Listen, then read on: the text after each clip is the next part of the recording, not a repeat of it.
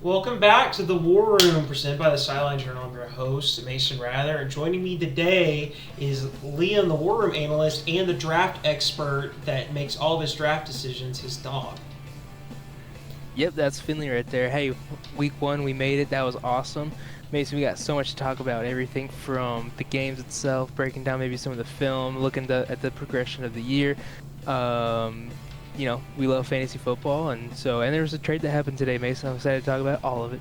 Yeah, it's a pretty crazy week one. I mean, you had a 41-40 barn burner. You had the Dolphins looking like the worst team in football. You had the resurgence of Daniel Jones. Is he a franchise quarterback? And Russell Wilson, that moonball's still there, but he still can't play quarterback. We've got all of it and more in the War Room because it is officially open. This is the War Room, presented by the Sideline Journal, where the film doesn't lie. Let's get to work. Yeah, so looking at the Bills-Ravens, Liam, I mean, that was a game that a lot of people thought was over when it was 34-19, but Josh Allen going out there, decided to ball with his bros, started throwing those fade balls to Keon Coleman. They started running a lot of their motion stuff with James Cook, and there's all that chicanery you see at the start of the snap where he's like, alert, alert, hey, 52-52. But what makes Josh Allen so great in those moments is he is a master at looking at what the defense gives him, checks the protection of whatever 4 or 5 man pressure they're going to run. He'll hot route his outside receiver, and then he'll just go make magic happen. I mean, what an unbelievable game.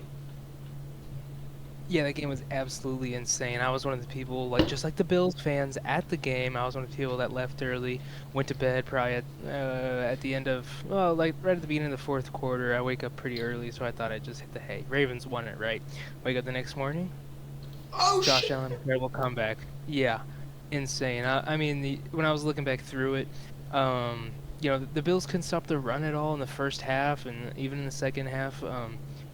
Derrick Henry looks like Derrick Henry, but Josh Allen just puts the team on his back. That's why he's MVP. I totally forgot about that. Before the game, they were showing the stats, and I was just thinking, that was Lamar's MVP. Josh Allen's stats are nowhere near that. And then I remember thinking about the NFL glazing Josh Allen when they tweeted out that Josh pins them at the 1 with an arm punt. I've never heard anything like that. But Josh Allen, there's a reason, and he was just Superman. After that third quarter, he untucked the cape and just started flying, and he was insane. Got a little lucky sometimes, and then the Bills defense, Ed Oliver, coming up with the lucky fumble, and they just need 1 or 2 things to go for you, and then you got to do it yourself, and that's what Josh Allen did, man.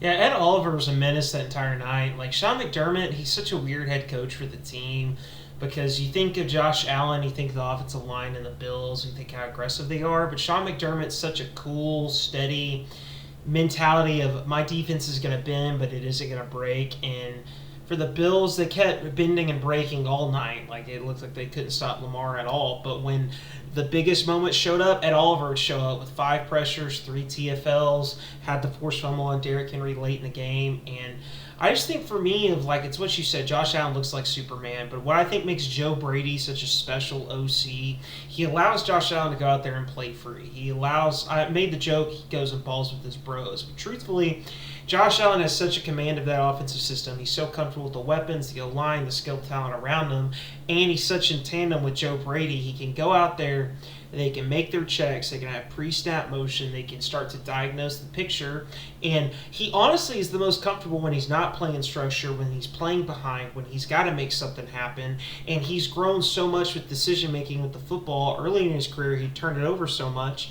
Now, he still takes the chances, but he doesn't turn it over. Flip side of that, you look at Lamar.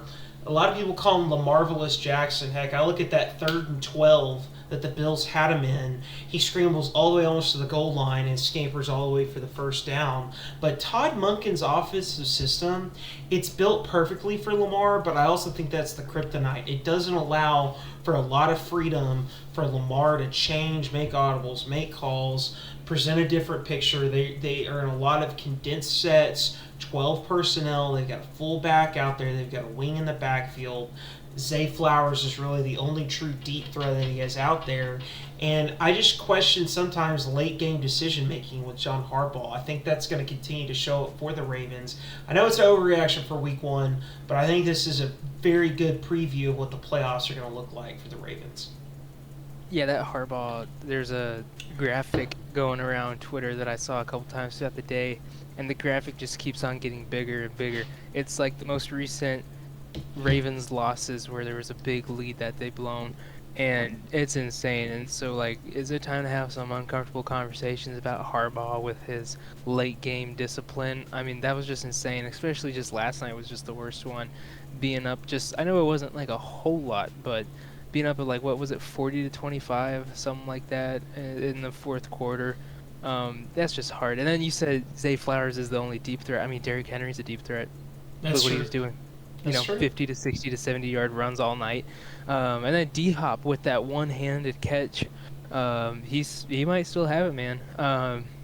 True. But yeah, the Ravens just, I don't know what happened. That has to be a total collapse. Did they think they won it? You got to keep the gas on the pedal. Yeah, and then remember when we were in this off season during the summer, we were talking about the AFC East.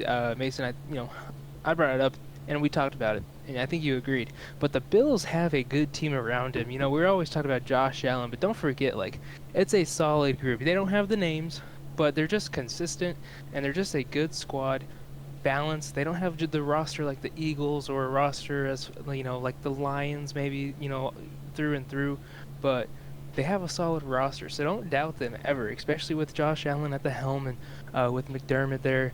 They're going to get a new stadium next year, so things are looking up in Buffalo, but I don't know if they're going to be able to take home that Lombardi trophy. I don't know. Do you think the Bills as a team, the way that they're constructed, a little basketball analogy here, reminds me of the 2022 Warriors. That team, a lot of people said that, hey, I don't think this team is as good as the previous Warriors dynasties. They still got Steph Curry. But all those pieces fit around Steph Curry just right, and it's because they allowed Steph Curry to be Superman.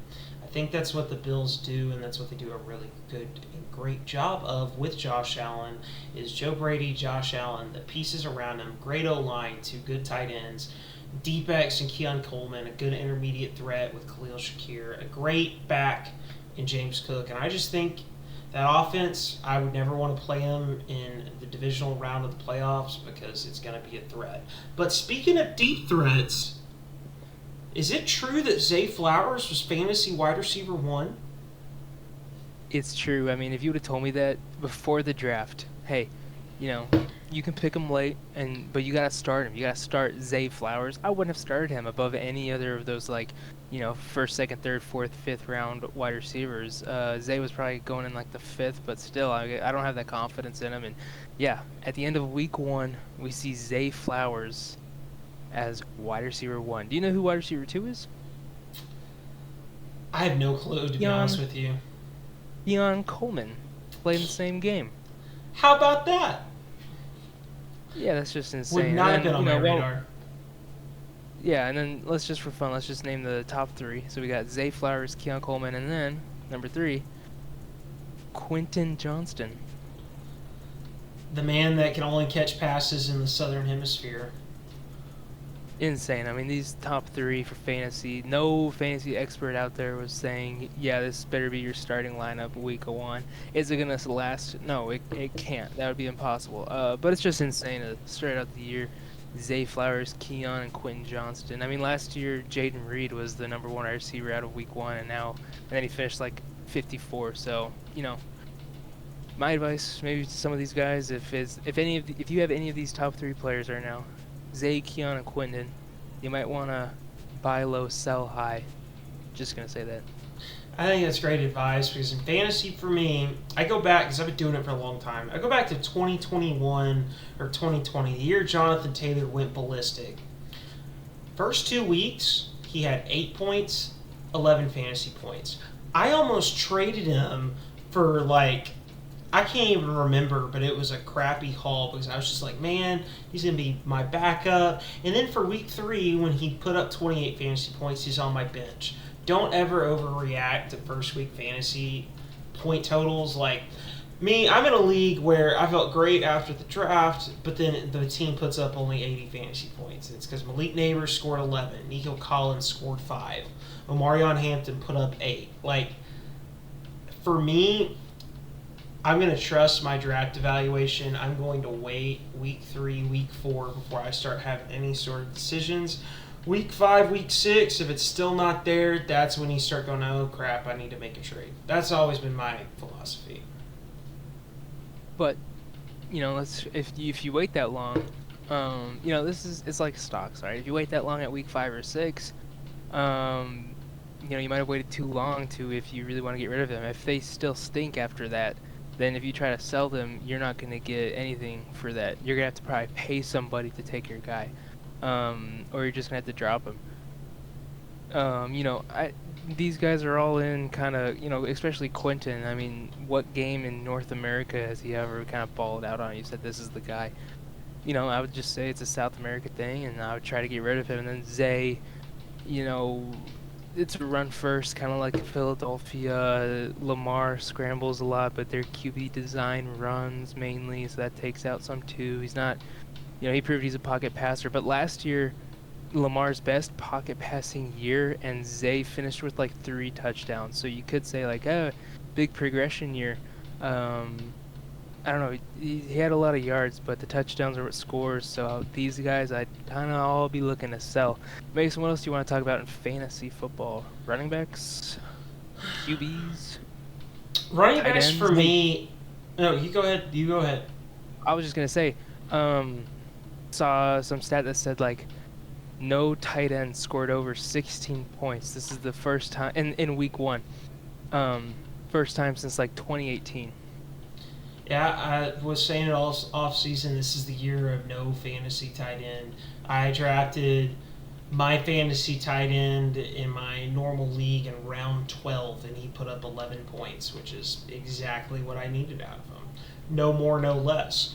I think that valuing a tight end over, you're relying on Brock Bowers, running on George Kittle, Trey McBride. Eventually the floor is going to get there, but evaluating receiving talent, there is a massive volatility to wide receivers. Yes, they've got the highest ceilings. They're going to score the points because of PPR, but they are the only skill player along with tight end that is reliant on the football being thrown to them. And that's an entire other variable. It goes back to football coaching. That's why your small-town high school football coach is like, we're going to run the dang ball under the wing tee because it's safe. Every time you go hand that football to that running back, it's a safer, quicker mesh exchange than trying to sit there, diagnose a coverage, have the right spacing, timing, route concept, quarterback take the right drop, make the right read, and deliver a football on time and with accuracy. To be able to throw the football, you're taking a much bigger gamble at risk. Look at fantasy for that purpose. Wide receivers, they're always going to have some volatility. The tight end position even more. This is something the OC that I work for always says. The tight end is the only position on offense that is not guaranteed a snap, because you can go in 10 personnel, you can go in 20 personnel, you cannot have a tight end on the field. But then when you do have a tight end on the field, there's no guarantee to what your job is going to be doing. You're an extra chess piece to fit. It's often why NFL offenses, they're recognized as an F, a formation adjuster. All of that to say, that's where real football knowledge, in my opinion, Liam, goes to fantasy.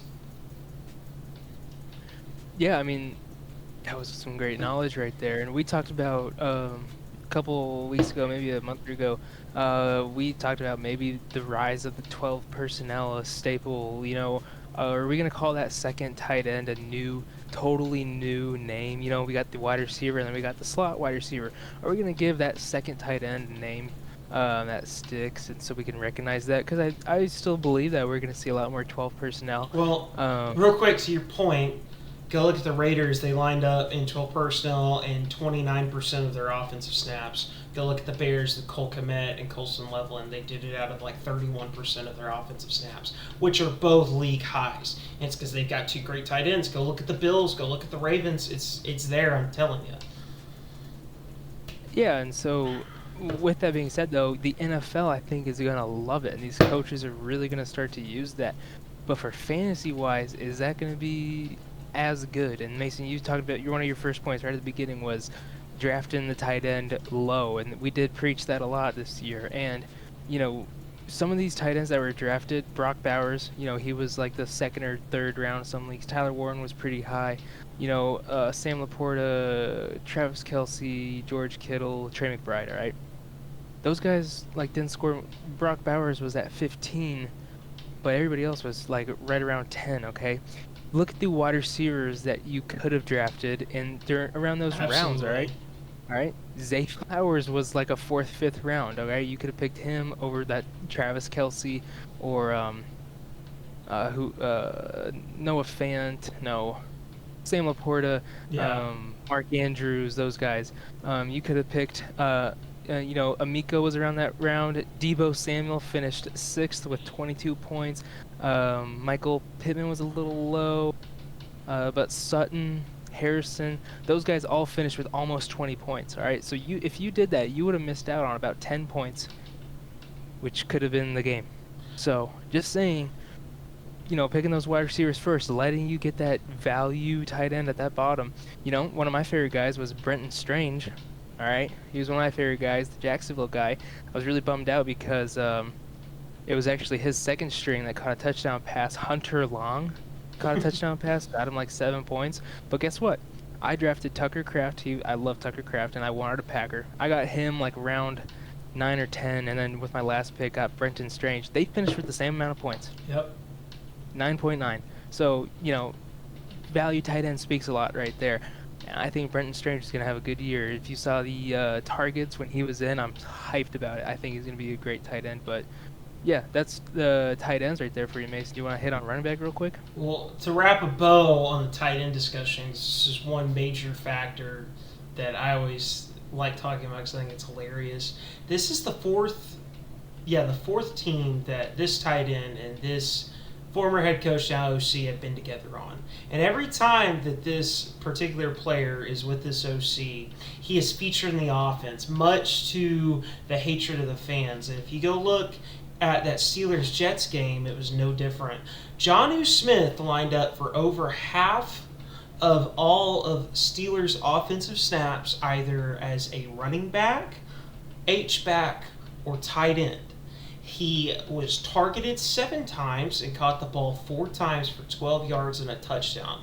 He also had 2 carries for 7 yards. My point is Jonnu Smith is on like 29% of fantasy rosters. If you want some high target value out of a fantasy tight end, because he's going to have a floor of production because the OC, go pick up Jonnu Smith. I'm telling you. All right, hey, that was great right there. I saw in our league, Jonnu Smith is on the wire, so I'm going to have to go pick him up. I wonder who dropped him. Hey, running back, you know, Derrick Henry. Derrick Henry, when we go to next year, if he's not injured, you have to pick him. Until Derrick Henry retires, you're going to pick him. All right? Because everybody's been saying he's too old for the past, 3 years, 4 years, and he just delivers every year. He is insane, he's a Superman himself. Derrick Henry, there's a reason it's called the King. And then after that, we got Bijan CMC, who was a little bit of a surprise. But if CMC's going to play, no matter what, no matter who's in for the 49ers, CMC's going to get points. And then to round out a little bit to that top 5, you got James Cook and Javonte Williams. And then let's go 6, surprise, surprise, Travis Etienne. That's a big shocker, Travis Etienne. And I mean, looking at those running backs like you talked about, it's kind of some older backs there making a statement like, hey, we're not going away in CMC and Derrick Henry. I, for one, am always scared with running backs. I look at them in 2 to 3 year age windows of like, well, I'm going to go on the younger side. And I mean, my guy that I rode with all offseason, called everyone crazy, is James Cook. I'm like, Joe Brady's going to feature him in his offense. They're going to get an extension done. He's essential to what they do, and he proved it in fantasy. My other guy on there is Jahmyr Gibbs. He had 10 catches. That's a 10-point PPR. I know he only had 20 rushing yards and 39 receiving yards, but I mean, that's touching the ball 20 times in a football game where I think the Lions probably played the worst game they possibly could. So, I mean, we'll get to that. I think that The running backs is interesting because I think there's two names you said there that no one expected to show up: Javonte Williams and Travis Etienne. Which honestly, I feel like is a miss for my part. I don't know if you saw it coming. I mean, they both now ended up being the running back ones, and what I think everyone will agree with, they're going to be two good offenses, and that's the players that you target. You try to target good players in good situations. So I'm happy for Travis Etienne because he's shown it before. He's been a fantasy darling, and Liam Cohen knows how to cook up a good rushing game, so we'll see if it continues. That's just what I was about to say. I mean, like, look at these teams you just mentioned, Dallas and Jacksonville. Jacksonville having Liam Cohen now, and look at what he did with Bucky. So we talked about, you were really high on Tank Bigsby, and I think you're still fine with that. But we talked about one of these running backs are just gonna pop off. Travis Tank or that. I don't know his first name, Tootin, yeah. Yeah. One of them will pop off because Liam Cohen's going to use him very well. And Travis looked like his 2023 self. Hey, don't forget about it. 2 years ago, he was the running back 3. All right, he had a bad year. I would compare this to Josh Jacobs. Josh Jacobs in 2022 was he was the running back champ, right? He had the most rushing yards. Goes into 2023. No O-line. Everybody kind of bailed on him. They're like, this guy stinks. And the Packers picked him up with a really expensive contract, and look at him now. So I'm totally fine with that. The running backs sometimes have that dip when they're not on, fantastic teams. And Travis looked really bad with his hamstring. But, yeah, and then Javonte Williams. Is it Schottenheimer? Schottenheimer, yeah. Schottenheimer? Man.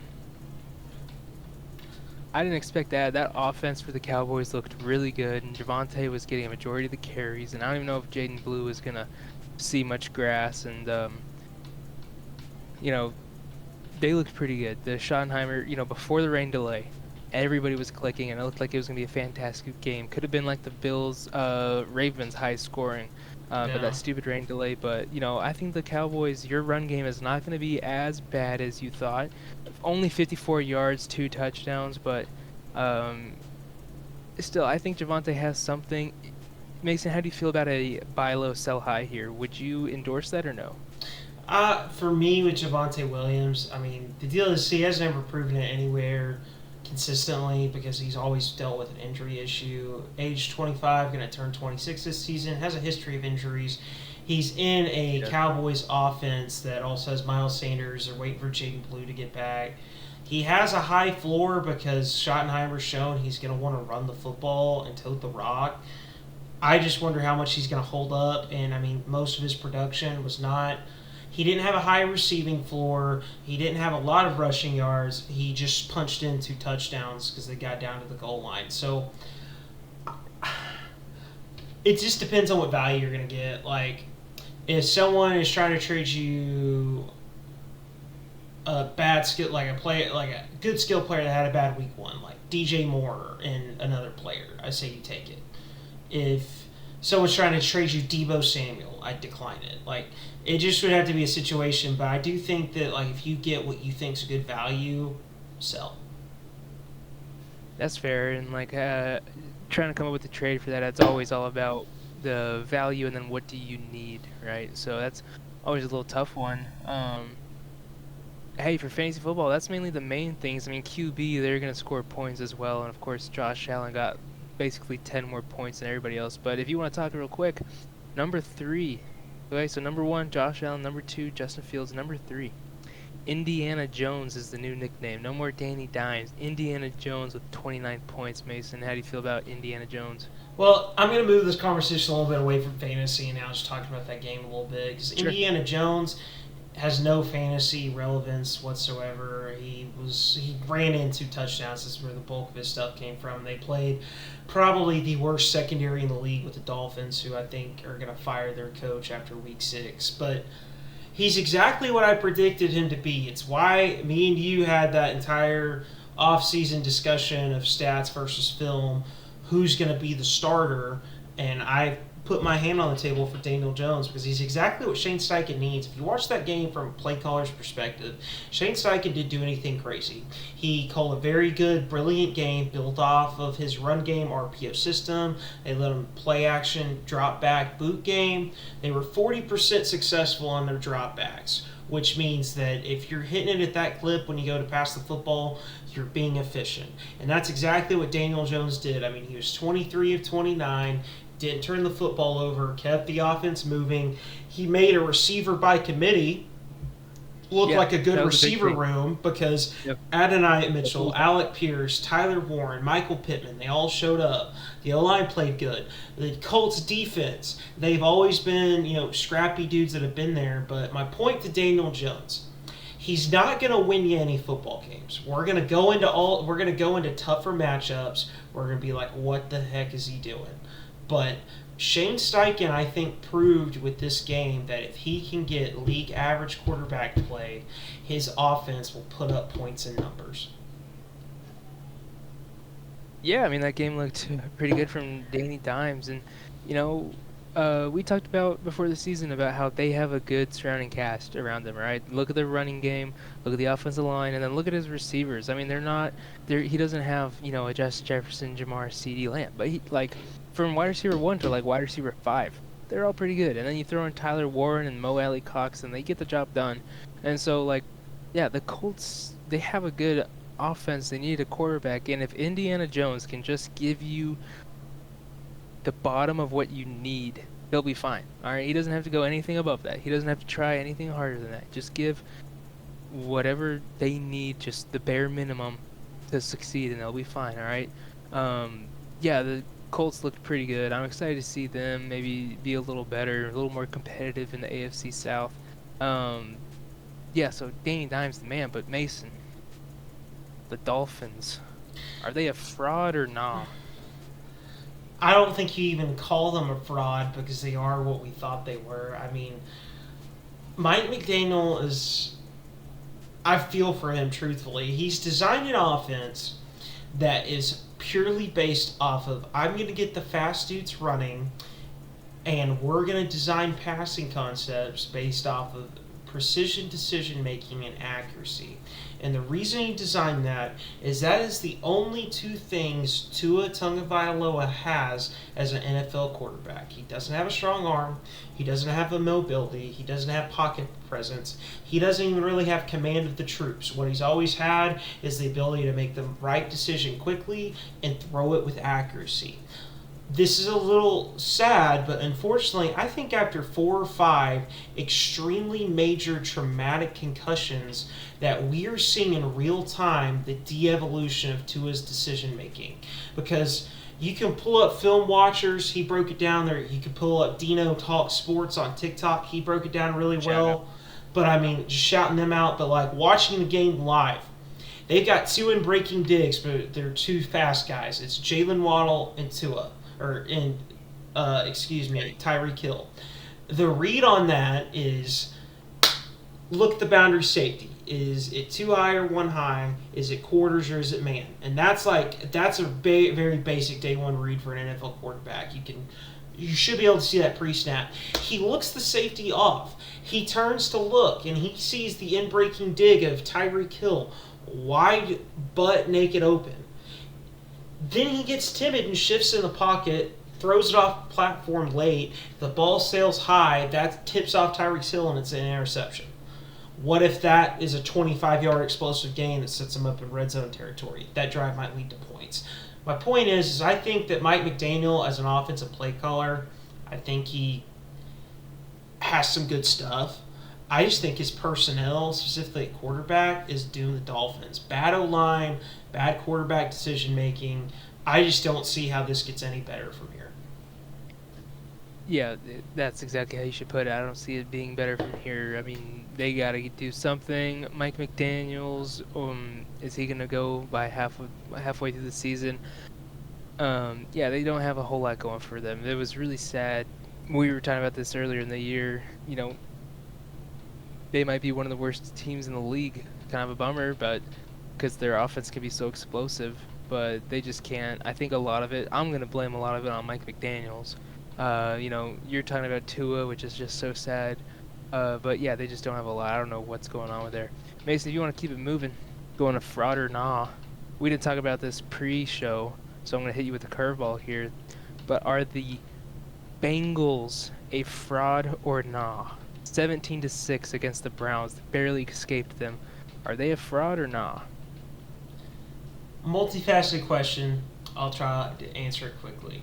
Do I think Joe Burrow is a fraud? No. Do I think Jamar Chase is? No. Do I think T. Higgins is? No. Do I think that defense? Yes. Do I think their head coach? Yes. So as a team, they're frauds. They cannot compete. Like, imagine the Bengals trying to line up today and go play the Bills, the Chiefs, the Chargers, the Ravens. What's going to happen? It's going to be like 56-35. They're not going to stop anybody. And they couldn't even get the run game going when that was the big deal. They handed Chase Brown the ball like 20 times for 50 yards. Joe Burrow, because of the shakiness of the O-line, they couldn't really develop the deep, passing concepts they like with T. Higgins. Jamar Chase hasn't gotten rolling yet, and I question the team ceiling with Zach Taylor. For me, I think they're frauds. I think it's going to be another 8-9, 9-8, 10-7 season. But what sucks for Bengals fans is they've got cheap ownership. Marvin Lewis got 20 years, never winning a playoff game, so this guy will probably be in town for a very long time.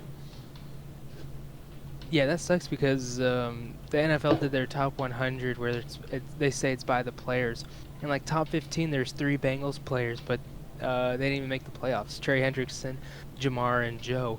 That's just incredible that you can't build around those good of guys. I mean, Joe Burrow, one of the best quarterbacks in the league, and I think he's fantastic. Jamar Chase is one of the best wide receivers in the league for a long time. And then Trey Hendrickson's he's a really good edge player. I'll say that he's really good.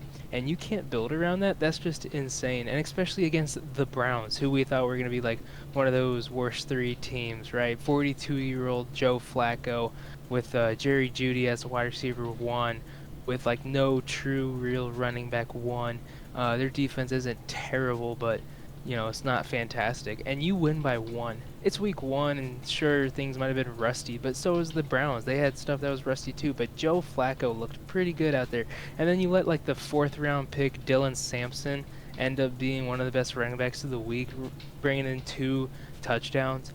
And then Myles Garrett, I don't know if you saw that video of it, was like from behind the line of scrimmage, and it was showing Joe Burrow, and when Myles Garrett wraps around untouched and just lays Joe Burrow out. Yeah, I gotta say the Bengals are a fraud too, especially with that. They should have won that game by a lot more. The offense was stagnant. The defense couldn't really stop 42-year-old Joe Flacco. And, they have to play those Browns again later. And so I just don't understand that. The Bengals are going to have a hard one. I don't know. You keep sleeping on them Brownies, and they're just going to be a team that no one wants to play. Stefanski called a great game. Joe Flacco, there might still be something there. But taking it on down south in that division, there was a game between the Panthers and the Jaguars. And we were pretty high on the Panthers going into it, but then the Jags showed into town and kind of dominated them. Week 1, there's a lot of people high on them. Liam, is the Jags, are they frauds, or are they actually not? Man, this is really a tough one. I'm not going to break it down like you did. The Bengals one was true. I'm going to say that the Jaguars are a fraud. I'm going to say that. I don't think they have enough around them. I mean, the Jaguars beat the Panthers 26-10, and they looked pretty good. Yeah, but it was against the Panthers. These were the 2 worst defenses last year in the NFL. So the Jaguars getting a win, I don't think they should really pat themselves on the back too much. I thought T-Law looks pretty terrible. He's one of the most inaccurate passers in the NFL right now. And he's usually healthy, and he has this great form. He has this great, ability to play the quarterback position, and yet he still just can't get it done. I'm just not really too fond of him. That pass to Travis Hunter, intercepted by J.C. Horn, one-handed. Travis Hunter could have made a comeback for the ball, but I don't know. I'm just not a big fan of T-Law. Liam Cohen can maybe get him going with the whole offense. I'm really mad they didn't get the ball to Brian Thomas Jr., but I'll just hold on for that for now. And then their defense, I didn't really think their defense was too good. The Panthers, Mason, if you want to talk about the Panthers, I was really bummed by them. I was really bummed.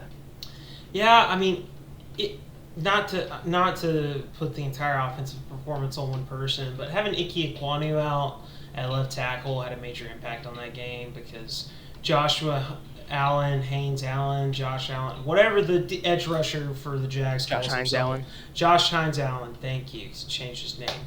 That dude had a field day, whoever was lining up at left tackle for them, and he had a big effect on the game. And what sucks for Bryce Young, and he's overdrafted being the number 1 overall pick for what he is. He's, again, a rhythm-based, accuracy-based passer. And from the blind side for him, he doesn't have the physical tools to escape, to be able to throw, make off-platform throws. And that just continued to show up continuously throughout the game. And I don't know if it's going to get any better if you've got to have elite weapons, good running backs, an elite offensive line, and an offensive play caller. I'm starting to see some doubts there, unfortunately, for Panthers fans. But going back to the Jaguars, I'm disagreeing with you. I don't think they're frauds. I think it's a 3-man race in the AFC South, truthfully. I think you're going to have 3 teams around 7 and 10 to 10 and 7 because they're all very similar. They've got good strengths. They've got some glaring weaknesses. And it's the Texans, the Colts, and the Jags. The Colts, they have a high floor, but their ceiling's very low. The Texans have an elite defense, an elite quarterback, but a horrific O-line. The Jags, they're supposed to have a franchise quarterback. They're supposed to have a talented offense. They're supposed to have a franchise edge rusher. So that means you got franchise players on both ends. That should mean, hey, you're a playoff team. So, I mean, we're going to see. It's going to be a 3-man race. I'm not ready to write the Jags off yet on if they're frauds or not, but I'll say it. I think that's an interesting take.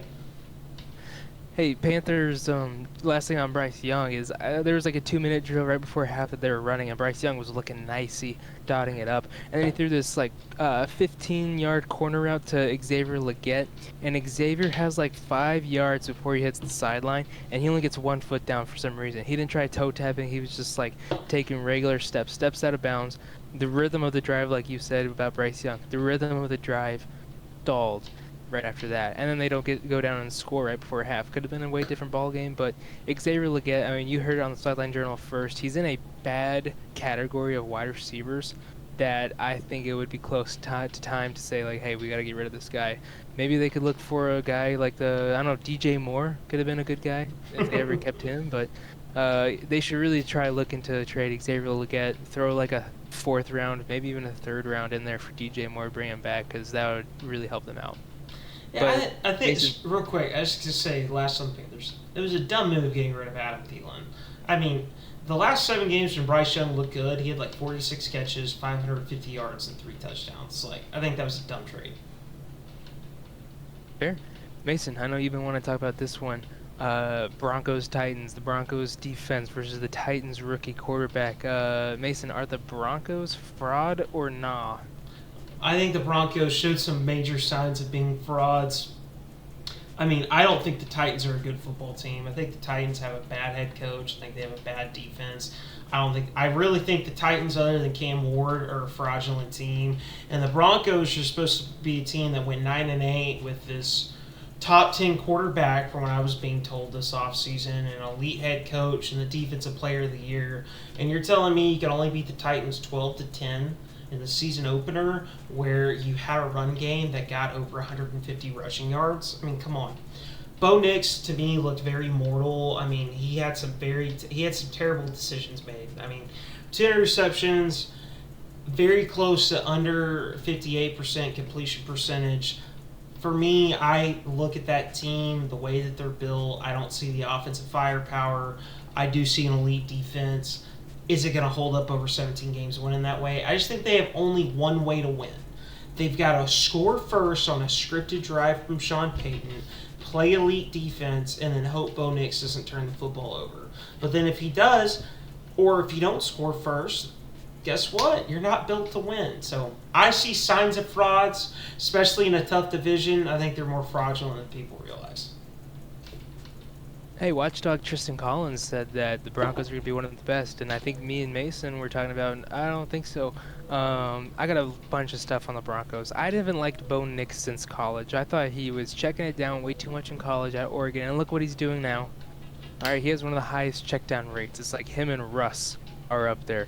Um, so he's not really extending the play. He has some great plays around his legs, and he seems like he can be pretty dynamic, but I just don't think he's really the guy for the Broncos. And the defense did the job. I mean, the Titans scored 12 points. And you could say rookie QB. I want to talk about Titans in a second, Mason. You could take that first, because I know you got a lot of things to say about the Titans head coaching staff. But the Broncos, I mean, it was not a pretty win at all. And people will say I'll take an ugly win over a pretty loss. But I think there's a lot of stuff that foreshadowing for the rest of the season with the Broncos. And one of the biggest things I thought about this offseason was they didn't really bring in another weapon, which I thought they would. And you could say R.J. Harvey or Evan Ingram, but I thought they were going to try to go for one of those good wide receivers in this draft. Any of them. Amika, I'm drawing a blank on them. I would go way back as Alik, Manor, Matthew, Golden,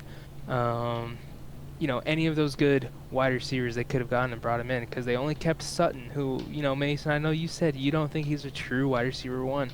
They believe it, but I don't know. I just didn't like their off-season moves, especially with that running back room. They just started acquiring all these guys. They only brought in Evan Ingram to help out Bo Nix. I'm just not really liking it. But Mason, what about the Titans? Tell me a little bit about them. Man, the Titans. I think Cam Ward actually showed, and he's proven me wrong. He's proven me wrong more and more this offseason, in the preseason, and now actually in games. He's, to me, actually looking like a QB talent worth a number 1 overall pick. I'll go ahead and admit it. I think I'm wrong. I think the Titans got it right taking him there. Because you go watch that game, that dude freaking put the ball in places that he was looking good. Couldn't believe. He was operating with was supposed to be a reworked O-line that was pretty terrible.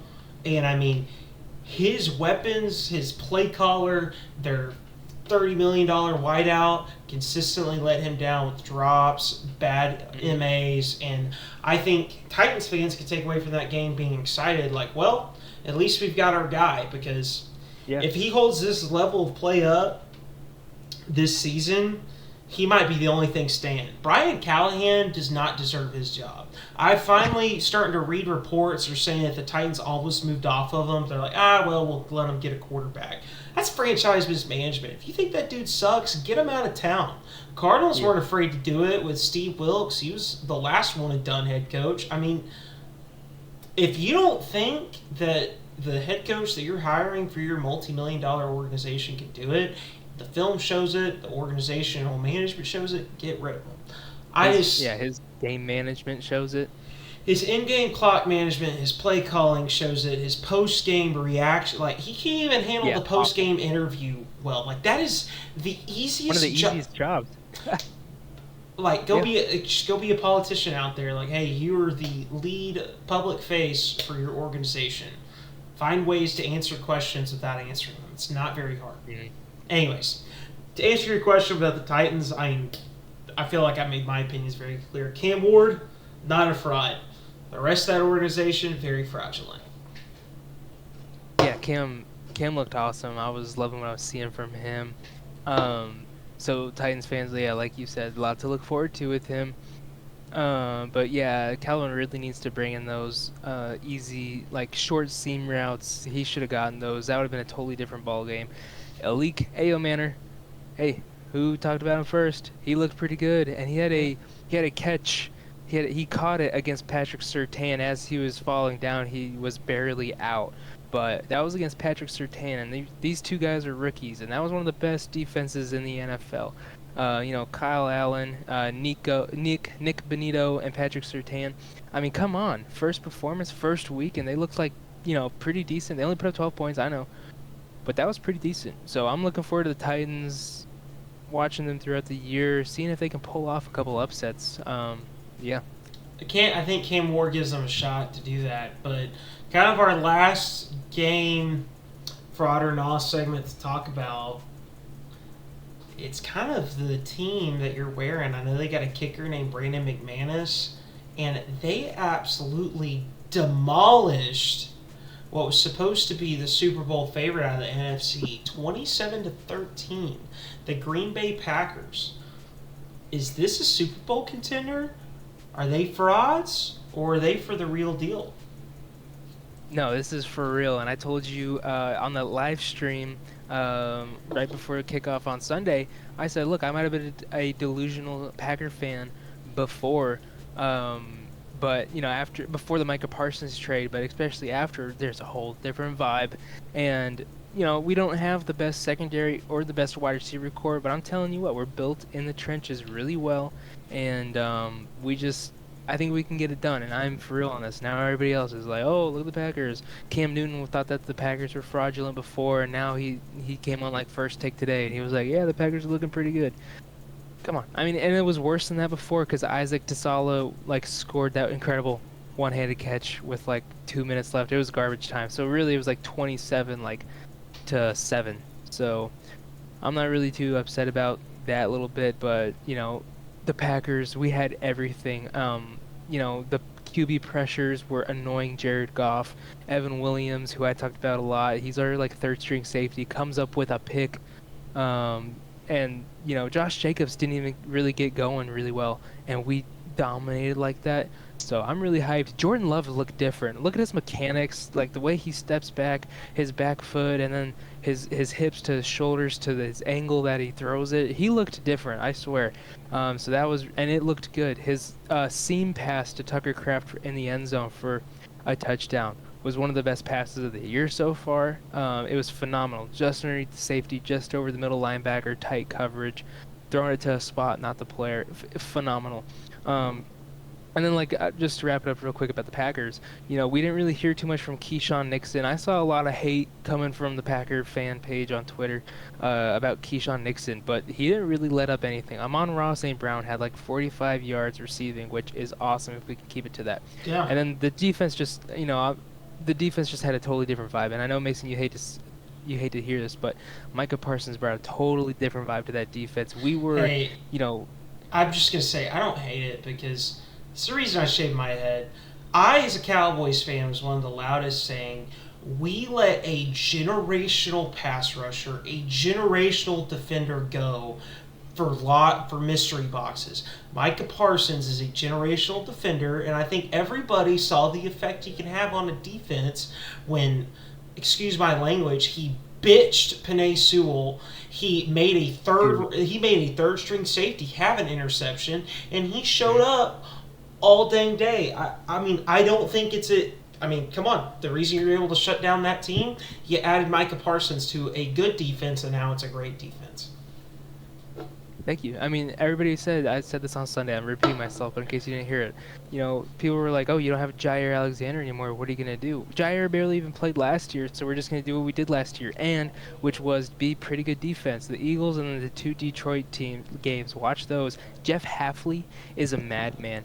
There's going to be teams just trying to get him to be their head coach, and it's not going to work out. I hope Jeff Hafley stays with the Packers, but, I mean, besides that, when he threw Penei Sewell, I don't even know how to say it, but it was a 3rd and 5, and they did a little quick screen pass, or Jared Goff was doing a check down to Jahmyr Gibbs, and there was something going on, and he threw Penei.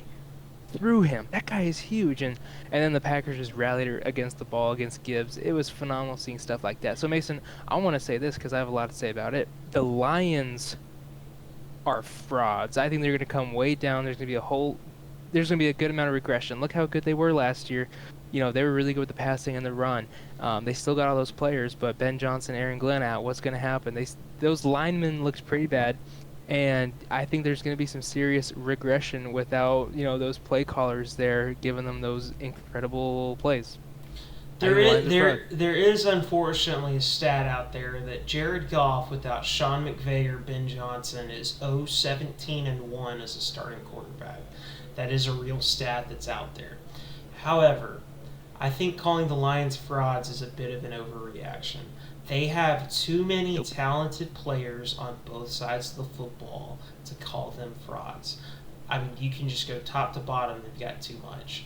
What is scaring me, though, is that offensive line, with the Frank Ragnow retirement, Taylor Decker being a year older, starting some new guys in the interior, is not as dominant as it was.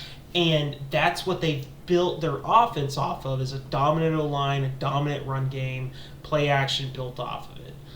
They're going to have to change the way that they call their scheme. Dan Campbell's going to have to get away from a lot of heavier 12 personnel sets, operating under center, boot game, condensed sets with only 2 wide receivers on the field. He's going to have to run more 11, 10P, get away from a power condensed game. And Sean McVay, his offensive scheme is always out of 11 personnel. It leverages spacing while still running the play action scheme that he likes. I think that's what they're going to start shifting more towards with their play calls, but I still think that defense showed a lot of good things, even with the Packers doing good things. I mean, come on. You said Josh Jacobs didn't get going? Well, it's because it was stopped. Like, Derek Barnes, Aleem McNeil, DJ Reader, Aiden Hutchinson, you couldn't run the football on them. The question's just going to be is, will their corners hold up with DJ Reed and Terrion Arnold? Because their 2 safeties, I think, back there are legit. That's all I'm going to say.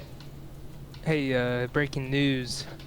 Amid his rehab from his torn ACL, Packers reward, this is coming from Adam Schefter, Packers reward wide receiver Christian Watson with a 1-year, $13 million deal. I thought you said he wasn't real, that he doesn't count because he's never healthy. I don't like that deal, gonna be honest. I don't like him. I think his career would have been totally different if week 1 in like 2022 or 2023, if he would have just caught that deep ball from A-Rod against the Vikings in Minnesota. Yeah. His confidence has never been the same. He's just been constantly, I mean, if not injured, it's just constantly so close, almost, if that's Christian Watson. So, not a big fan of that. Plus, he's coming back from an ACL right now, so, like, we're giving him a lot of, I don't know what that deal was about. Anyway. It's honestly just random. Like, I don't even know what to do with that. Yeah. We're paying him to just rehab, which is cool. I like being a good fan base like that, but this guy, when he is playing, he's all right. But, like, I don't know how I feel about that. I gotta digest about that. First off, I just think that's a bad deal. That's stupid. I think that we all got to digest this week 1 that we just watched, because I think there's a lot of teams with a lot of different storylines going around, with a lot of stuff to watch. Like, a game that I'm watching, honestly, is, and it might just be me as a Cowboys fan, but Giants-Cowboys. Like, if the Cowboys go out there and dominate the Giants, is Russell Wilson benched? But what if that defensive line dominates the Cowboys' tackles? The Cowboys sit at 0-2. Well, then what looks like? I look at that game as a very big swing flip game. Like, we're either looking at Cowboys storming Jerry's World to, take their franchise back, or we're looking at Jackson Dart starting week 3. That's a game that I'm looking forward to next week. Hey, I saw a rumor that said Daboll went to, like, the GM to vouch for Jackson Dart to start. I mean, you can't bail on Russ that early, right? It did look pretty terrible.